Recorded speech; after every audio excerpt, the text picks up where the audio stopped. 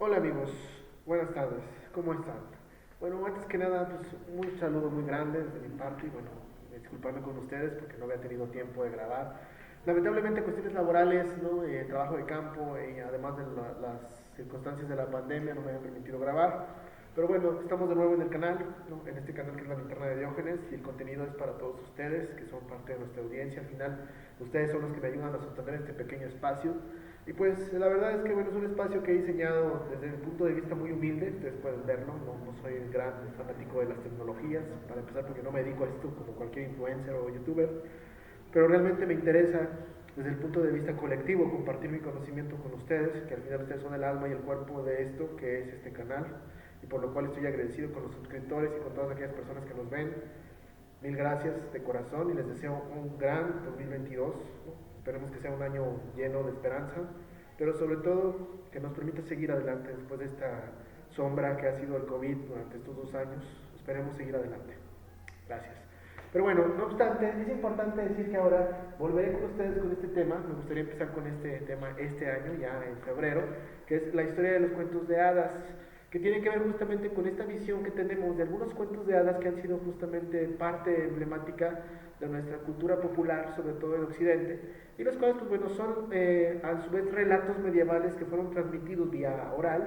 por muchos pueblos, sobre todo los pueblos germanos, ¿no? En su momento lo que eran los pueblos alemanes, ¿no? Antes no existía Alemania, Alemania es una creación del siglo XIX,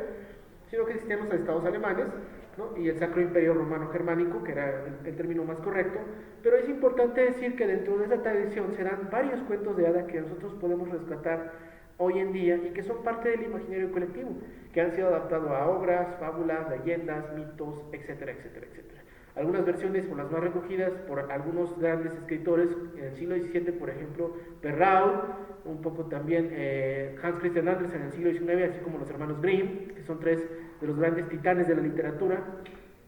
que hoy en día los conocemos como esta versión amable de los cuentos de hadas, pero en la realidad eran la forma en que la gente veía los asesinatos, los ultrajes, los homicidios y toda la violencia que era común en la Edad Media, como una parte cotidiana de la vida de los pobladores de la Edad Media. En ese sentido, lo que quiero mostrar a ustedes en este video es justamente que ustedes puedan compartir con nosotros esta visión de algunos cuentos, de los cuales yo voy a comentarles, voy a platicarles un poco, empezando por estos cuatro, que son como me parece el punto de partida para entender justamente la visión que se tenía de este tipo de crímenes y cómo el asesinato serial puede o no ser un antecedente que data de este tiempo, es decir, la Edad Media, hasta la actualidad. Aunque pensamos hoy en día en asesinos seriales no movidos por un impulso psicológico, los europeos de la Edad Media consideraban que ese tipo de asesinatos y asesinos eran característicos de una serie de maldiciones o una serie de posesiones que tenían que ver justamente con condiciones caníbales,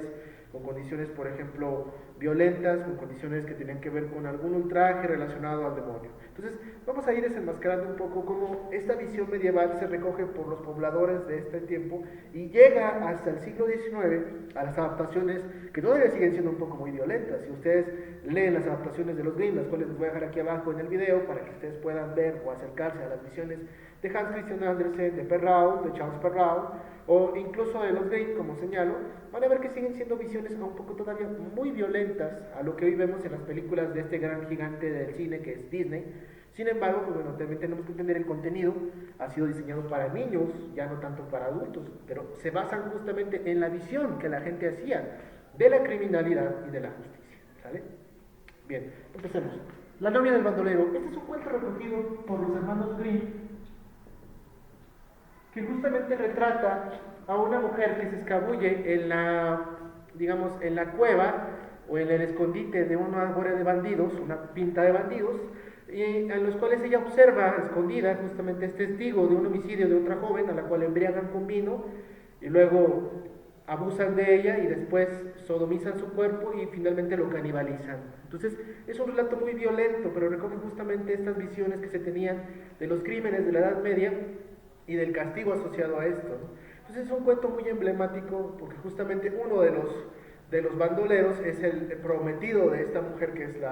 la personaje central, ¿no? Ella los ve llevar todo este tipo de acciones y ella logra escapar de la cueva ayudada por una vieja anciana, la cual le ayuda a escapar embriagando a los bandoleros. Ella llega, ¿no? Y al siguiente día de su matrimonio con uno de estos bandidos, sin saber el bandido que ella ha presenciado el crimen, pues bueno, es una parte muy importante cuando ella empieza a narrar un sueño que tuvo durante la celebración de las nupcias, y ella relata un sueño, tomando en punto el hecho que acaba de observar un día anterior, y justamente ella declara ante el pueblo las acciones que su propio marido, o en este caso su prometido, ha cometido, el cual es enjuiciado y asesinado en ese momento de la misma forma en la que fue ejecutada la otra víctima. Entonces es una visión muy violenta, justamente, pero nos explica cómo los europeos asociaban el castigo a una punibilidad, es decir, la punibilidad, es decir, la acción de un castigo que sea de la misma dimensión del delito cometido. Entonces casi todos los delitos tienen que ver con el cuerpo del detenido, ¿no? En ese sentido es muy importante establecer que es un cuento que los Grimm relatan en uno de sus textos de cuentos de la infancia y del hogar, Kinderhut und Hasenmaden. Es un texto en alemán que recoge esta visión justamente de los cuentos de hadas, ¿no? Y bueno, el segundo también de los hermanos Grimm, justamente, que es El pájaro de Fischer, que es un cuento también justamente en el cual existe un hombre que escoge a una esposa o elige a una mujer, ¿no? De las cuales él busca a la mujer que sea menos intrigosa y menos sobre todo curiosa. Entonces escoge a una mujer que justamente la lleva a su casa y le explica las reglas de cómo es el hogar, diciéndole que evite bajar a una de las habitaciones en la parte más baja del castillo, con su pena de su vida debido a la gravedad del asunto. Aunque la mujer, siendo una mujer curiosa, baja y lo que ve la espanta de por vida. Literalmente ve a un caldero, ¿no?, lleno de sangre, lleno de restos humanos, cociéndose en un fuego, ¿no? Esto le impacta y cuando trata de huir, el esposo llega, lamentablemente la ve y sin embargo, bueno, se echa sobre ella y con un hacha la decapita y la echa al caldero. Es un cuento también que tiene que ver justamente con esta visión de la violencia. No acaba ahí, de hecho llega otra mujer la cual empieza nuevamente a buscar justamente, y se llama El pájaro de Fischer justamente porque una de las mujeres reencarna en un pájaro justamente, y ella es la que le avisa a su, digamos, a su contemporánea de la acción que se está llevando con este hombre asesino serial de hacha, literalmente. Y entonces ella logra reunir a todos estos pobladores para que vayan en contra de este hombre y logran su ejecución pública, guillotinándolo de la misma forma que él ejecutaba a las mujeres, es decir, decapitándolo públicamente. Entonces es un cuento muy violento, pero que justamente recoge los temores de la Edad Media, y algo que los dos cuentos comparten en común es la visión del canibalismo que existía en la Edad Media debido a la escasez de alimento y cómo muchas personas tuvieron que saquear, por ejemplo, ¿no? Es una parte muy importante incluso debido a esta variedad de asuntos que existen, pero sobre todo también incluso de la visión que se tenía del hambre que existía, ¿no? Un hambre que podemos ver en las crónicas de diferentes escritores medievales, lo cual fue presente sobre todo entre el siglo XII y el siglo XIV, los cuales fueron siglos relacionados, por ejemplo, a la peste negra, relacionados a las cruzadas, relacionados a la invasión, por ejemplo, de grupos normandos en contra de los grupos, por ejemplo, sajones. De igual forma, las cruzadas, que son también un punto de partida, y la muerte negra, ¿no? Es decir, la peste negra que asoló a Europa, parte de África y parte de Asia, desde el siglo XIV hasta casi el siglo XV. Entonces es un punto muy importante. Y el hambre como contexto general del canibalismo, lo cual vamos a ver un poco más adelante en uno de los cuentos que pongo aquí, entre otros que voy a comentar, que no está escrito aquí, pero yo lo voy a comentar, y es una parte muy importante, ¿no? En ese sentido, el tercero, tal vez es el que refleja más los temores que se tenían justamente a los asesinos seriales. Aquí existen dos versiones, una de los Grimm y una de Perrault, justamente del siglo Charles Perrault, del siglo XVII, y la de los Grimm, que es la más aceptada. Pero quizás este cuento de hadas sea el que más recoge el temor a los asesinos mutiladores. Yo creo, en mi muy particular opinión, que es el que más recoge esa visión debido a la gravedad del asunto que muestra. Y cómo, por ejemplo, el asesinato serial puede estar ligado o no a estos asesinatos medievales en los cuales el lujo de degradación, depravación y de violencia era extremo, que se consideraba que aquellos que actuaban destrozando cuerpos y miembros actuaban, si bien no por un trastorno psicológico como lo veríamos hoy en día, sino más bien por una posesión del espíritu por parte de un demonio. Caperucita Roja refleja mucho eso, el temor a los asesinos mutiladores, de los cuales también hubo algunos, como Peter Schupp y Guy Garnier, que fueron los asesinos seriales, uno del siglo XVI y otro del siglo XVII, que asolaron la parte de la Baja Sajonia en Alemania, Peter Schupp, que actuó en esa parte, y Guy Garnier, esos son los nombres, ¿no?, relacionados a este tipo de visión. El caso de Peter Schupp, que es un alemán, y el de Gilles Garnier, que es un francés que asoló la región de Borgoña, que justamente fueron asesinos seriales a los cuales se les ubicó como hombres lobo o licántropos, ¿no? Hoy en día sabemos que la licantropía es una enfermedad o un trastorno psicológico en el cual el individuo quiere actuar como un animal, en particular como un lobo o un perro, pero justamente en la Edad Media se pensaba que estos estaban poseídos justamente por el espíritu de un demonio y actuaban en contubernio con el demonio, torturando, ejecutando y mutilando y sobre todo canibalizando a personas. Entonces, este mito tal vez, o este cuento que después se convierte en un cuento, el mito se convierte en historia oral y la historia oral en cuento,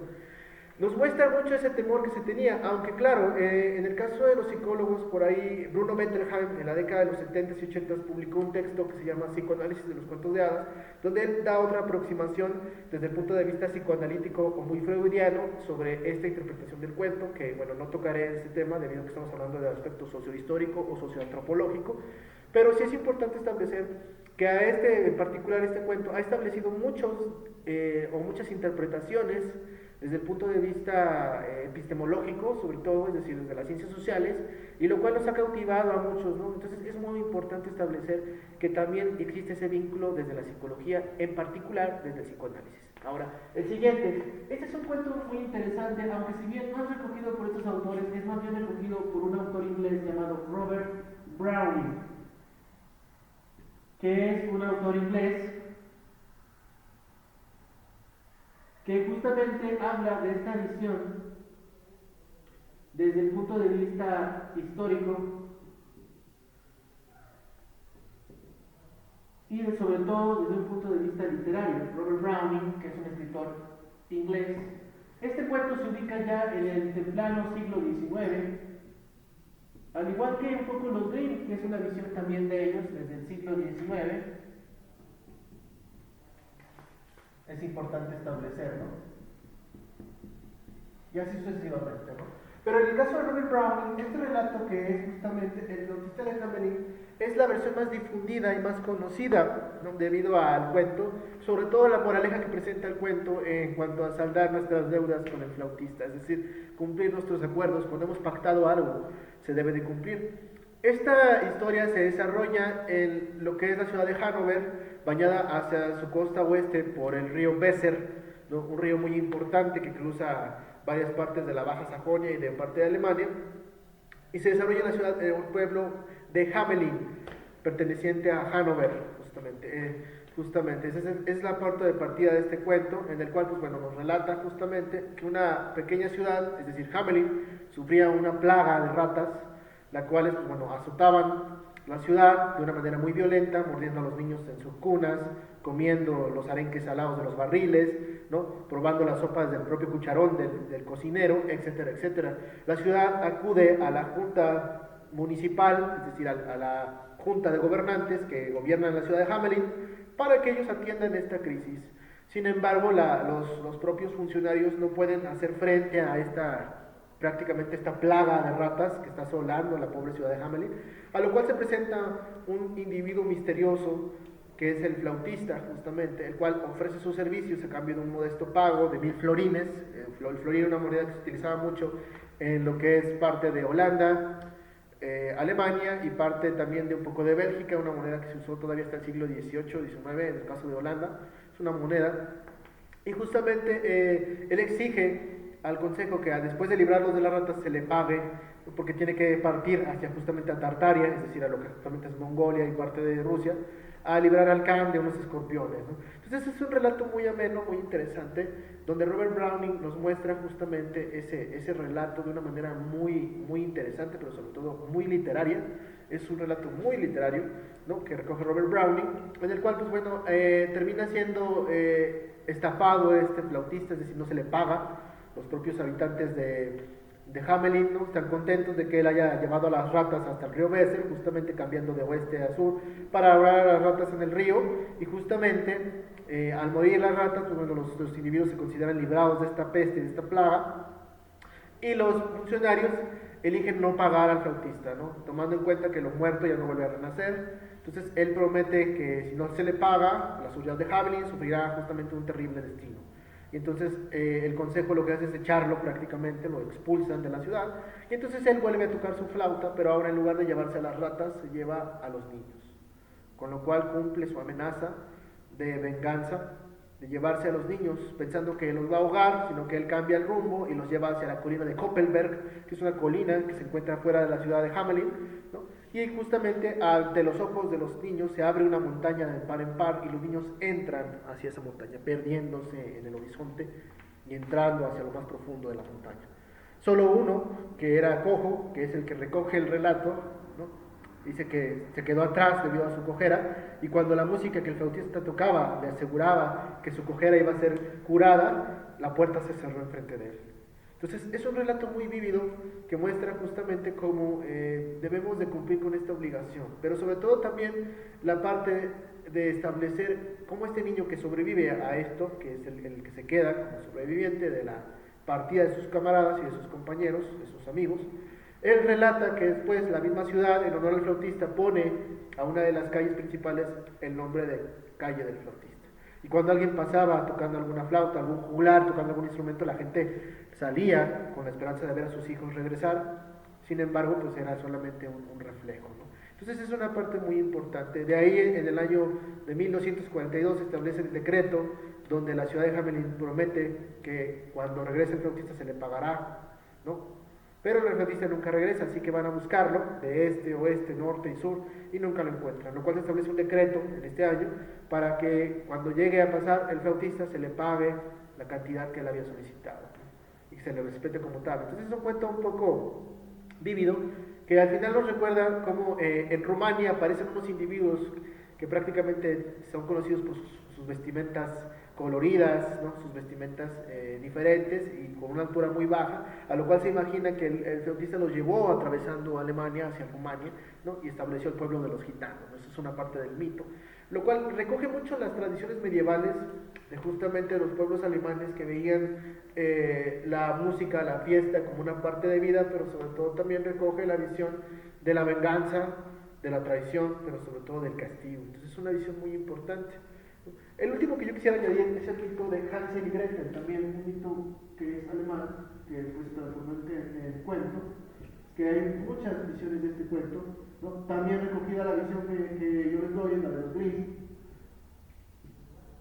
justamente, de este cuento medieval de estos hermanos que, bueno, son hijos de un pobre leñador que, bueno,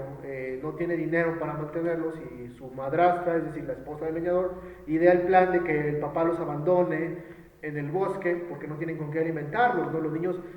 ponen migas de pan duro para poder regresar a casa, y regresan. Entonces al siguiente día la madrastra le vuelve a decir al papá que los lleve, el padre los lleva,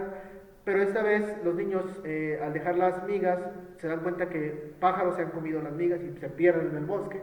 divagan por ahí unas horas hasta que llegan a una casa que está hecha de dulces, prácticamente de jengibre, de chocolate, ¿no? Llegan y se dan cuenta de que es la casa de una pequeña bruja, la cual, pues, bueno, los invita a pasar, y a regañadientes los niños, pues, bueno, entran, ¿no?, un poco no tanto convencidos, pero se dejan llevar por los dulces que ven y el hambre que tienen, y ellos entran, se atrabancan de dulces, es decir, se atragantan de todo lo que pueden prácticamente, y después la bruja encierra a Hansel en una jaula, y a Gretel la obliga a trabajar como prácticamente una esclava, ¿no?, estar haciendo el quehacer, ir por agua, leña, ¿no?, y empieza a engordar al pobre de Hansel, pero él la engaña mostrándole un hueso de pollo. Cuando saca el hueso para medir la bruja, digamos, el grosor, si ya estaba un poco relleno o obeso, para poder comerlo, devorarlo.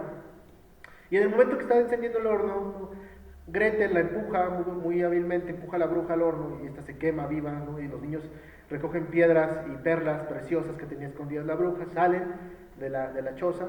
y vuelven al bosque donde se encuentran con el padre que arrepentido pues los buscaba, ¿no? Y bueno, es un cuento que termina como un poco feliz, aunque realmente la visión de este cuento es justamente la edad del hambre que se vivía en este periodo, ¿no? Donde las malas cosechas, sobre todo entre el siglo XIII y el siglo XIV, determinaron mucho hambrunas generales, canibalismo, actos de violencia y de robo que eran muy comunes en la Edad Media con los salteadores de caminos. Y en el cuento se ve la figura de la madrastra y de la bruja, ¿no? Realmente la bruja es un producto que trata de suavizar la idea, porque la verdadera enemiga es la madrastra, que los manda al bosque para evitar comérselos, es decir, no caer en la tentación de devorar a los niños y canibalizar sus cuerpos. Entonces justamente es un poco la visión de estos cuentos que nos recogen el miedo que existía de la población y cómo los castigos tenían que ver en proporción con el delito, es decir, se castigaba el delito de la misma forma que se castigaba la acción del castigo. Entonces, la idea es castigo, delito, de la misma forma, físico, sobre todo para que la gente viera, pero sobre todo públicos. La gente asociaba la violencia para que entendieran lo que le podía pasar a aquellos que levantaban las manos en contra de otra persona, pero sobre todo a los ojos de Dios. Entonces, es una visión muy violenta que recoge hasta nuestros días la historia de estos cuentos de hadas y nos permite entender cómo esa tradición oral es el fundamento de lo que hoy en día hemos hecho literatura. Entonces, es una parte muy importante, ¿no? Espero que les haya gustado este video y bueno,